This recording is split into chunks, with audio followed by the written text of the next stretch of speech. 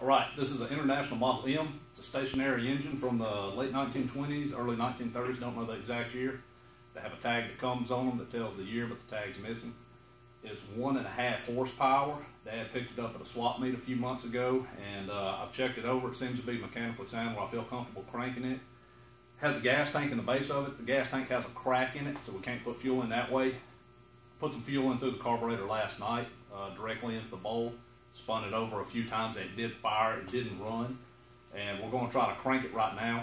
I don't know the process for cranking them. If anybody has any tips on that, please send them to me. All I'm doing, I'm giving it fuel. I know it's got spark, and we're just gonna crank it over and see what it does.